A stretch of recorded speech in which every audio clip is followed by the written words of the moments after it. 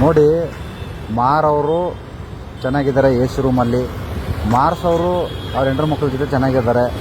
ಇದನ್ನು ತಯಾರು ಮಾಡಿಸೋನು ಅವನು ಅದ್ಭುತವಾಗಿ ಕೋಟ್ಯಾಧಿಪತಿ, ಅವನ ಹೆಂಡ್ರ ಮಕ್ಕಳ ಜೊತೆ ಚೆನ್ನಾಗಿದ್ದಾನೆ. ಮಾರ್ಸವರು ಚೆನ್ನಾಗಿದ್ದಾರೆ, ಮಾರವರು ಚೆನ್ನಾಗಿದ್ದಾರೆ, ಎಲ್ಲ ಅದ್ಭುತವಾಗಿದ್ದಾರೆ.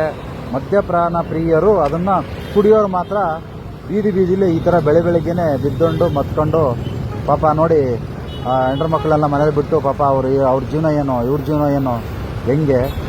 ಇದು ಏನು ಎಣ್ಣೆ ಅನ್ನೋದನ್ನ ನಮ್ಮ ದೇಶದಲ್ಲಿ ಪೂರ್ತಿ ನಿಷೇಧ ಮಾಡಿಬಿಟ್ರೆ ಎಷ್ಟೋ ಬಡ ಜೀವಗಳು ಉಳಿಯುತ್ತವೆ. ಇವ್ರನ್ನ ನಂಬ್ಕೊಂಡಿರ್ತಕ್ಕಂಥ ತಂದೆ ತಾಯಿದರು, ಮಕ್ಕಳು, ಹೆಂಡರು ಅವರು ಕೂಡ ಚೆನ್ನಾಗಿರ್ತಾರೆ.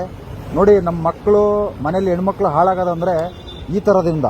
ಅದರಿಂದ ದಯವಿಟ್ಟು ಸರ್ಕಾರಗಳು, ರಾಜ್ಯ ಸರ್ಕಾರಗಳಾಗಿರ್ಬೋದು, ಕೇಂದ್ರ ಸರ್ಕಾರಗಳಾಗಿರ್ಬೋದು, ಬರೀ ನಿಮ್ಮ ಸುಖ ಸಂತೋಷವನ್ನು ನೋಡ್ಕೊಳ್ಳೋದಲ್ಲ.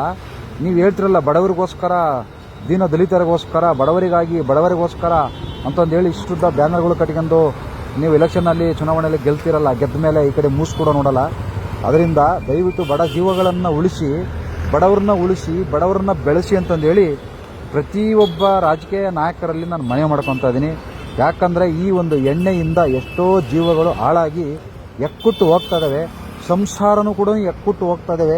ಅದರಿಂದ ಬಡವರ ಕಡೆಗೆ ಗಮನ ಕೊಡಿ, ಬಡವ್ರನ್ನ ಬೆಳೆಸಿ, ಬಡವ್ರನ್ನ ಉಳಿಸಿ, ಬಡವ್ರನ್ನ ರಕ್ಷಿಸಿ ಅಂತಂದೇಳಿ ನಾನು ಕೈ ಮುಗಿದು ನಮ್ಮ ರಾಜಕೀಯ ನಾಯಕರನ್ನ, ಅಧಿಕಾರದಲ್ಲಿರೋ ರಾಜಕೀಯ ನಾಯಕರನ್ನ ಪ್ರತಿಯೊಬ್ಬರನ್ನು 550 ಜನ MP ಗಳನ್ನು, 224 ಜನ MLAಗಳನ್ನು ಮತ್ತು 75 ಜನ ವಿಧಾನಸಭಾ ಸದಸ್ಯರು MLCಗಳನ್ನು, ತಾಲೂಕ್ ಪಂಚಾಯತಿ ಸದಸ್ಯರುಗಳನ್ನು, ಜಿಲ್ಲಾ ಪಂಚಾಯತಿ ಸದಸ್ಯರುಗಳನ್ನು ಪ್ರತಿಯೊಬ್ಬರನ್ನು ಕೇಳ್ಕೊತಾ ಇದ್ದೀನಿ. ಸರ್ಕಾರಿ ಅಧಿಕಾರಿಗಳನ್ನು, ಆಮೇಲೆ ಅಬಕಾರಿ ಅಧಿಕಾರಿಗಳನ್ನು ಎಲ್ಲರನ್ನೂ ಕೇಳ್ಕೊತಾ ಇದ್ದೀನಿ.